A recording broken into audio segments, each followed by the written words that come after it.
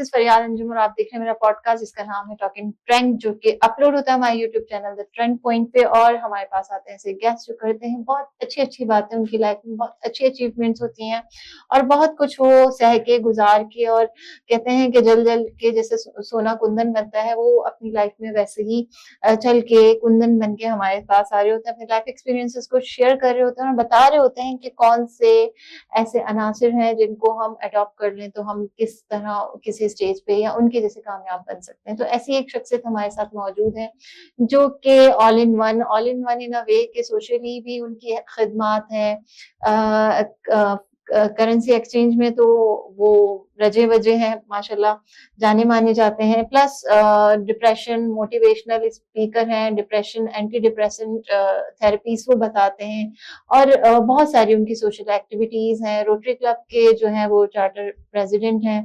इसके अलावा जो सोशल एक्टिविटीज हैं, प्रोग्रामिंग्स हैं, उनमें काफी पार्टिसिपेट करते हैं। तो it's an honour for me to have such a dynamic person with multiple talent, sir Aslam Ranger. अस्सलाम वालेकुम सर। वालेकुम अस्सलाम, कैसे हैं आप? ठीक है अल्लाह मैडम? का शुक्र है सर, आप कैसे हैं? मैं बिल्कुल ठीक हूँ अल्हम्दुलिल्लाह। अच्छा, मैंने तो एज ए होस्ट कहते हैं ना दरिया को कूजे में कैद करना, तो मैंने तो थोड़ा बहुत आपके बारे में बताया। बाकी प्रोफेशनल मैं चाहूंगी कि आप बताएं कि कहाँ से आपने स्टार्ट किया, क्या क्या खिदमत की हैं।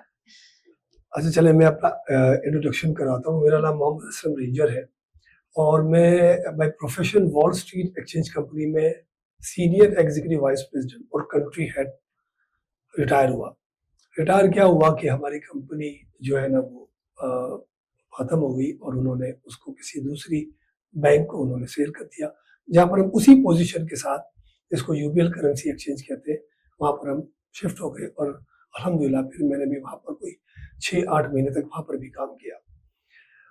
वॉल स्ट्रीट एक्सचेंज कंपनी का काम ये था कि हम यहाँ पर ऑफिशियली लोगों को करेंसी की बाइंग सेलिंग के बारे में हम इनको सर्विसेज मुहैया करते थे और इसके अलावा एक बहुत अहम काम करते थे कि बाहर से जो हमारे मजदूर लेबर और जो हमारी क्लास के लोग बाहर काम करते हैं पाकिस्तान के लिए, अपनी फैमिलीज के लिए, वो जब अपने पैसे अपने लव वंस को, अपनी फैमिली को भेजते थे लीगल तरीके से, तो वो वॉल स्ट्रीट के जरिए भेजते थे, जिसमें वो वेस्टर्न यूनियन, मनीग्राम और रिया को यूज़ करते थे। और उसके लिए वॉल स्ट्रीट एक्सचेंज कंपनी की पूरे पाकिस्तान में जो एक नेटवर्क था, वहाँ से वो हम उनको पेमेंट करते थे और उसमें हम 24 आवर भी हमारी कुछ ब्रांचें काम करती है और कुछ जो है हमारी ब्रांचें जो कि मॉल्स में है, वो उनको 7 डेज अ वीक, जो कि आज भी जैसे संडे है तो वो सुबह 10 बजे से लेकर रात को 10 बजे तक सर्विसेज मुहैया करती थी, जिससे पाकिस्तान का जो ज़र मुबादला है वो अल्हम्दुलिल्लाह हम उसका पार्ट होते थे और है, अभी भी होते हैं, चूँकि वो कंपनी तो चल ही रही है। और जो हमारी बैलेंस ऑफ पेमेंट है, जो इंपोर्ट और एक्सपोर्ट की वजह से डिसबैलेंस होती है, तो जब वहाँ से लोग डॉलर की शक्ल में उसको बेचते हैं तो पाकिस्तान का बैलेंस ऑफ पेमेंट मेंटेन होता है, तो हम उसमें एक छोटा सा पार्ट अदा करते थे। That's very nice job that you have done. अरे सर, करेंसीज की आप बात करें, मतलब हम ये देख रहे हैं पिछले कुछ सालों में बहुत ड्रास्टिकली हम देख रहे हैं पाकिस्तानी करेंसी जो डाउन हुई है और हम देखते हैं डॉलर जो है वो रैपिडली ग्रो कर रहा है। तो वी नो के इकोनॉमिकल क्राइसिस हैं, बहुत सारे ऐसे प्रॉब्लम्स हैं, बट इंटरनेशनली अगर हम देखें तो क्या कॉजेज हैं कि why do we face such imbalance in our currency rate, इतनी क्यों इसमें जो है ना अनसर्टेनिटी है? अच्छा, ये सवाल आपने बड़ा अच्छा किया, जो कि मेरा एक फेवरेट क्वेश्चन भी है, जिसको मैं आंसर देना ज़्यादा पसंद करता हूँ। पाकिस्तान में डॉलर का कोई भी क्राइसिस नहीं है, क्राइसिस हमारे माइंड में है। हम लोग इस मुल्क से मोहब्बत ही नहीं करते। पाकिस्तान में मैं कहता हूँ कि जिस चीज़ की कमी है वो पॉलिटिकल स्टेबिलिटी की कमी है, जो कि पिछले दिनों नहीं थी। सही। हमारे यहाँ अभी भी डॉलर का रेट, जो कि हमारे इकोनॉमिस्ट क्लेम करते हैं कि ये 260-250 रुपये होना चाहिए, इस बार ठीक है, लेकिन बीइंग अ नेशन हम अनसर्टन कौम है। हमें लगता है कि हमारे पैसे डीवैल्यू हो जाएंगे, ये हो जाए, तो हम अननेसेसरीली हम खरीद के रख लेते हैं जिसकी हमें जरूरत नहीं है। दुनिया में जब इस तरह के क्राइसिस आते हैं, जैसे मतलब टर्की में ये आया था, क्राइसिस आया था, तो हमने देखा था कि वहां पर लोगों ने डॉलर बेचना शुरू कर दिया जब उनके मुल्क के ऊपर एक क्राइसिस आया। और हमारे मुल्क में एक छोटी सी खबर अगर ये आ जाए खुदा ना खासा कि हमारा मुल्क किसी इकोनॉमिक क्राइसिस में गुजर रहा है तो लोग डॉलर खरीदना शुरू कर देते हैं।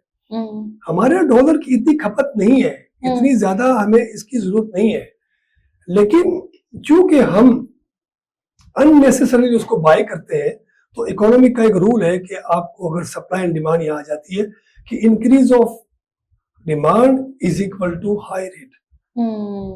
जब यहाँ डिमांड ज्यादा आ जाती है तो डॉलर होता ही नहीं है, जब डॉलर होता ही नहीं है तो वो जाहिर बात है वो डॉलर की प्राइस हाई होती जाती है। राइट, लेकिन वो डिमांड भी फेक है ना, मैं तो ये कहता हूँ ना, अनवांटेड है, हमारे लोगों को इसकी जरूरत नहीं है। इनफैक्ट ठीक है सफर के लिए जाते हैं तो वो उनको जरूरत है, लेकिन यहाँ तो मैं उन क्राइसिस में जब ये आप जिस वक्त की आप बात कर रहे हैं 340 तक गया है डॉलर, और 340 में मुझे घर की हाउस वाइफ फोन करती थी कि मेरे पास 20,000 रुपया रखा हुआ है, आप उसका डॉलर दे दें। मैं कहता बीबी आपको क्या काम है इसका, नहीं रेट इसका ऊपर जा रहा है, मुझे भी कुछ फायदा हो जाएगा।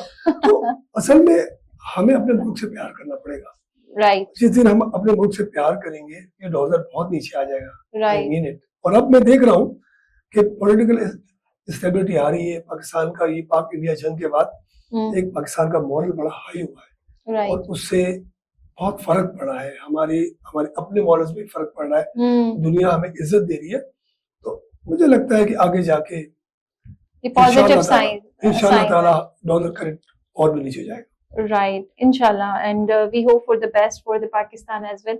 Sir, second बात मैं आपसे जानना चाहूंगी, आप मोटिवेशनल स्पीकर हैं, आप एंटी डिप्रेसेंट जो है ना थेरेपीज और आइडियाज पे बात करते हैं और गाइड करते हैं, लाइक यूथ से काफी आपका जो है ना इंटरेक्शन रहता है और काफी टारगेट करते हैं कि हमारे यूथ की डेवलपमेंट और उनकी जो ग्रोथ जो है पॉजिटिवली वो किस तरह से मेंटेन की जा सकती है।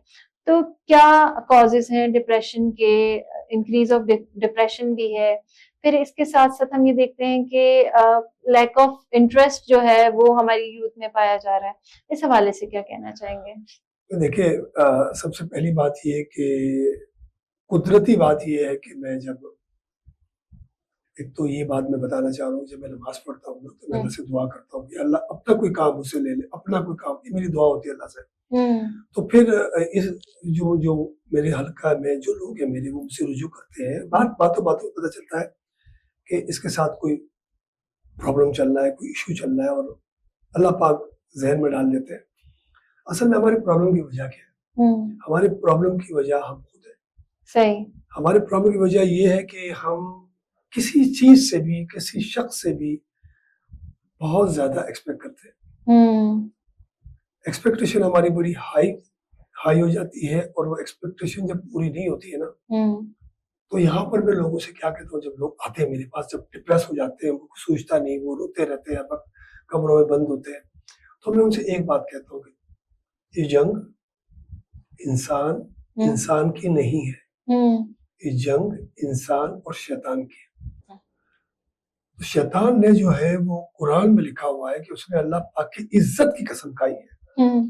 जब अल्लाह पाक ने उससे कहा था कि तू इस इंसान को सजदा कर दे, तमाम फरिश्तों ने कर दिया, और अल्लाह ने उसको आजमाने के लिए किया था कि इसके अंदर कितना ईगो, कितना गुरूर है। तो उसने सिर्फ सजदा नहीं किया था और कहा था कि मैं इस इंसान के बच्चे को जहन्नुम से भर दूंगा, और अल्लाह की कसम खा के बोला था। ये जंग वहीं से शुरू हो गई। सही। यहाँ पर अल्लाह पाक ने भी कहा था कि बेशक तू ये करेगा, लेकिन जो मेरे बंदे हैं वो मेरे बंदे हैं, बेशक, और जो तेरे हैं, जो तेरे साथ जाएंगे, उसको तो मैं तेरे साथ ही भर दूंगा। अब ये जंग यहाँ से शुरू हो गई है। अब इसका डिप्रेशन के साथ ताल्लुक क्या है? शैतान खुद आपके सामने नहीं आता, वेव्स के जरिए, इन्फ्लुएंस के जरिए आता है। इन्फ्लुएंस के जरिए जब वो आता है तो वो आपको देखता रहता है कि आपका कहाँ पर नुकसान हो गया। सही। कोई भी छोटा सा नुकसान, अभी मैं जा रहा हूँ रोड के ऊपर, फर्ज करें, और किसी अल्लाह के बंदे ने आके मुझे टीटी दिखा के मेरा मोबाइल छीन लिया, बड़ा महबूब मोबाइल था मेरा। अब उस वक्त तक तो खाली महबूब था, लेकिन जब वो छीन जाएगा ना तो शैतान उसको मल्टीप्लाई बाय 1000 करेगा कि तेरे साथ क्या हो गया, हाँ, सारा डेटा चला गया, मेमोरी चली गई, मेरे साथ तस्वीरें ही थे। क्या आपको वो इतना डिप्रेस करने की कोशिश करेगा कि आप उस सिचुएशन से हम्म, अगर आप दूसरा खरीद सकते हो तो उस वक्त तक नहीं आओगे जब तक कि आपने दूसरा नहीं खरीदा। 3, 2, 1, स्टार्ट। अब फर्ज करें कि आपका जो है मैं अभी जा रहा हूँ बाहर जा रहा हूँ अगर कोई मेरा मोबाइल छीन लेता है, अच्छा कीमती सा मोबाइल है, अब मोबाइल छीनने के बाद मोबाइल छीनता है तो अगर मुझे अजीज है तो वो जो मोबाइल है ना जितनी कीमत होगी ना शैतान उसको मल्टीप्लाई में 10 कर देता है, उस दुख और दर्द को आपको फील कराता है कि आपकी दुनिया उजड़ गई है, आपके साथ तो ऐसा हादसा हो गया जो कभी किसी के साथ हुआ ही नहीं, और आप ऐसा खुद को लेके कमरे में बंद हो जाके किसी दोस्त को बताते हो कि मेरे साथ ये हो गया, ये तो वक्त ही ऐसा नहीं है, टाइम ही ऐसा नहीं है, इतना मैं पढ़ता हूँ, कितनी इबादतें करता हूँ मैं अल्लाह पाक की, मेरे साथ ही क्यों ऐसा होता है, वगैरह वगैरह वगैरह। और जब तक कि उस चीज की आप प्रॉपर रिप्लेसमेंट नहीं मिलती ना, आप इसी इसी में घूमते रहते हैं, इसी में घूमते रहते हैं। तो यहाँ पर जो है ना अल्लाह पाक ने आपको एक बहुत अच्छी बात बताई है। देखिए ये स्टार्ट है, ये स्टार्ट होता है, यहाँ पर वो आपसे आपके ऊपर हमला कर रहा है। अब यहाँ पर जो है ना कैसा भी बड़ा दुख है, कैसा भी बड़ा कोई आपके साथ हो गया, आप एक चीज चली गई ना, आपको शुक्र, आप ये सोचिए शुक्र मेरी जेब में पर्स था वो नहीं लिया उसने, अल्लाह तेरा शुक्र है कि मेरे पास ये घड़ी थी ना वो बच गई, अल्लाह तेरा शुक्र है कि मेरी जान बच गई, तो मुझे मार सकता था। आजकल तो ये चीज कॉमन है। अब जब आप उस दुख को ले ही नहीं रहे हो और शुक्र अल्हम्दुलिल्लाह कह देते हो तो आप यहीं से आगे बढ़ जाते हो। आप आपका वो जो एक फुल स्टॉप जो लाने की वो कोशिश कर रहा था ना वो नहीं आया और आप आगे चले गए। ये सिर्फ एक मोबाइल की बात है, लोगों की इमोशनल अटैचमेंट्स होती है लोगों से, लोगों की अगर वो ठीक है भाई वो आपके नसीब में नहीं था, शुक्र अल्हम्दुलिल्लाह। आजकल बच्चों में बड़ा हो रहा है, मतलब वो पसंद है, ये होता है, वो नहीं मिली तो, या वो नहीं मिला तो जिंदगी पीछे बर्बाद, वो सुसाइडल। भाई आप ये देखिए ना कि शैतान सबसे ज्यादा मेहनत किस पे करता है, बच्चों पे करता है। अच्छा, बिल्कुल, अच्छा, शैतान सबसे ज्यादा मेहनत बच्चों पे करता है, सही। क्योंकि बड़े तो ऑलरेडी एक अपना पॉइंट ऑफ व्यू रख चुके होते हैं, उनको बदलना मुश्किल होता है थोड़ा, पुख्ता दिमाग होते हैं। बच्चों के ऊपर मेहनत करता है। और हमारा इन्वायरमेंट जो आजकल जो हमारा मगरबी इन्वायरमेंट है वो किस पे कर रहा है मेहनत। मैं 2014 में जर्मनी गया, सही।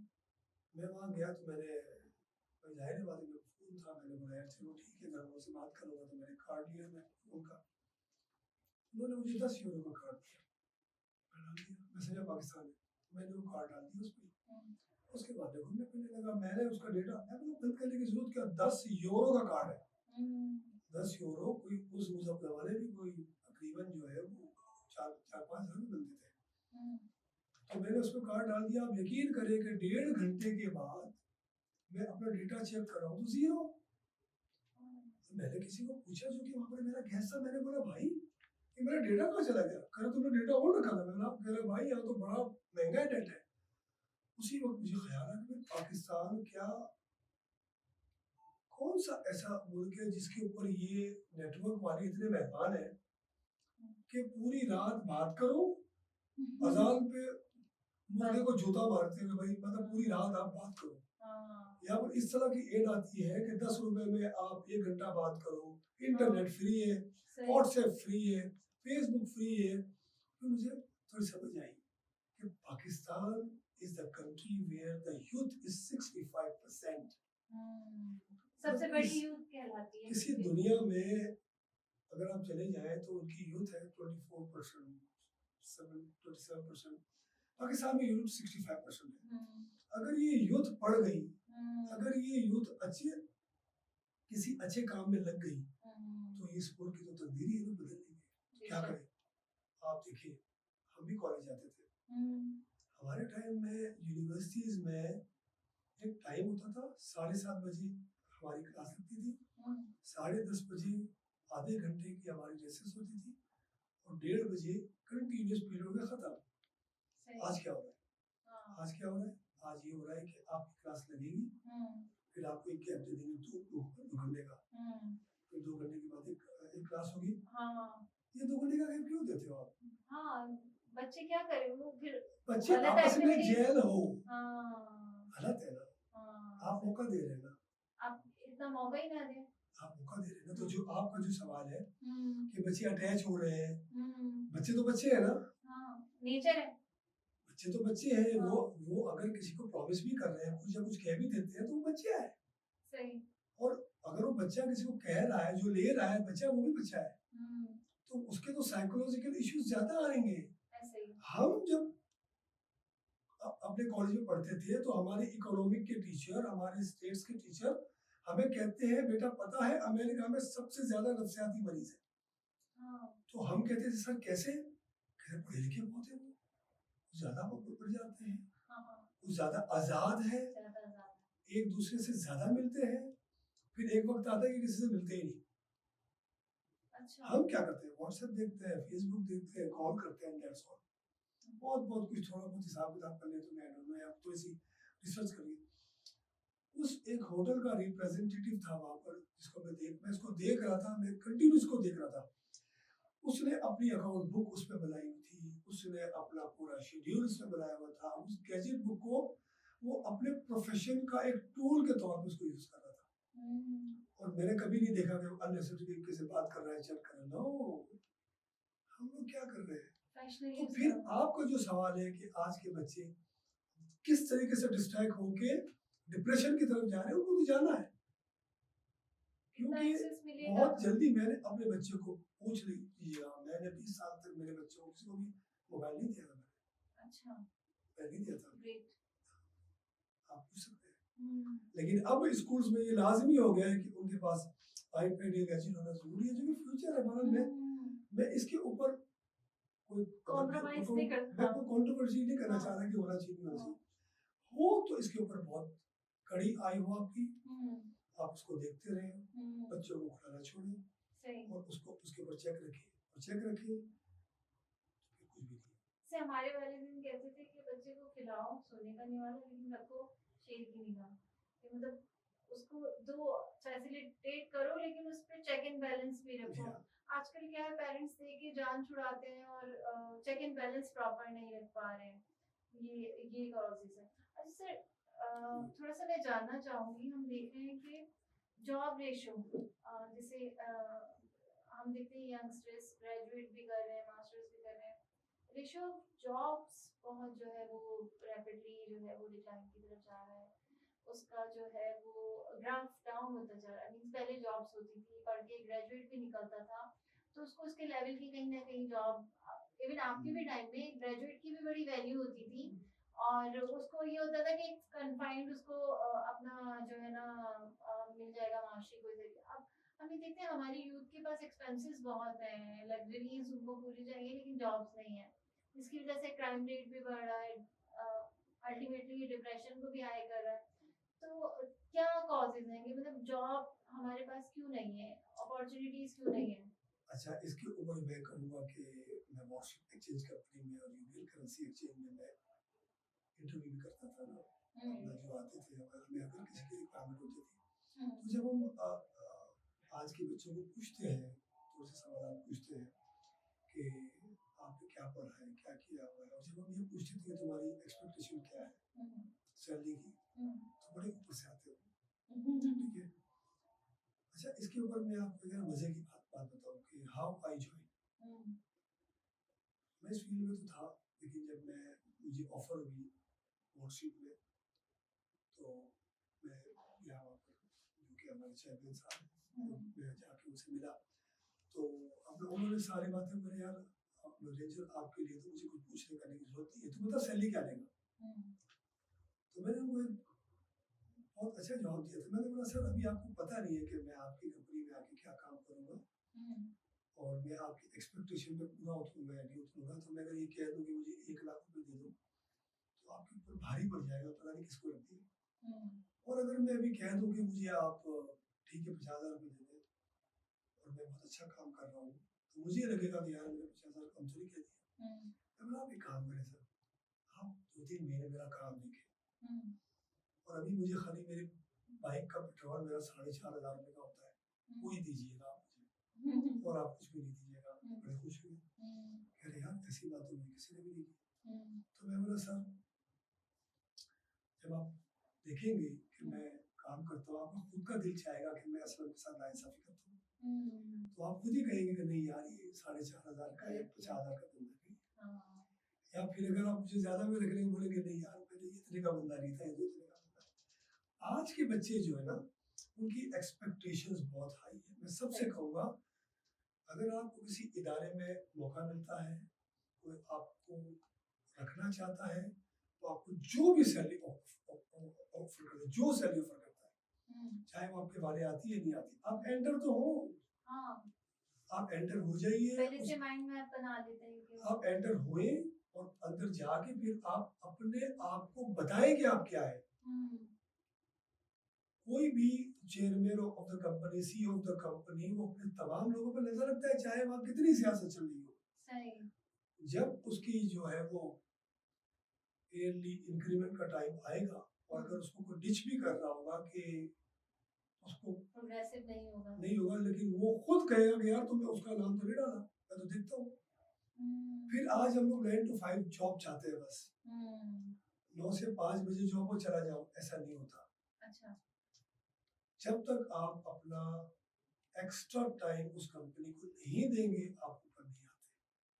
Plus extra effort. उसकी मैं मिसाल दूंगा आपको। आप नमाज पढ़ते हैं ना, ठीक है, जब आप नमाज पढ़ते हैं, फर्ज नमाज पढ़ते हैं, अल्लाह पाक कहते ठीक है मैंने 5 वक्त की नमाज आपको फर्ज कर दी है, तो अल्लाह पाक आपकी सुनते हैं, आपकी दुआ भी कबूल करते हैं। जी जी।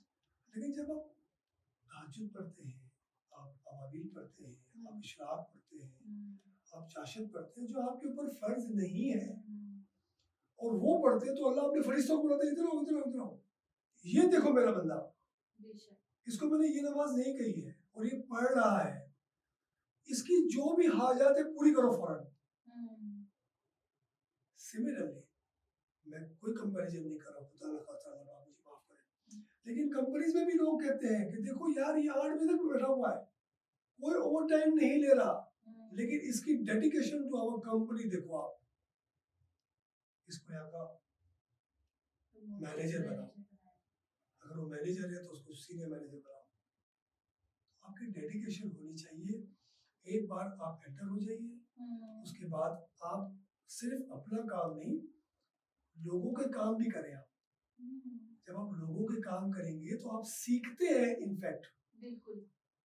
और जब किसी की मदद करते हैं तो नेचुरली अल्लाह की तरफ से आपके पास मदद आती है। मैं तो हमेशा ये बात कहता हूँ, जब अपनी सीट किसी के लिए खाली करोगे तो अल्लाह आपके लिए कोई और आपके लिए जो ना कोई सीट खाली करेगा।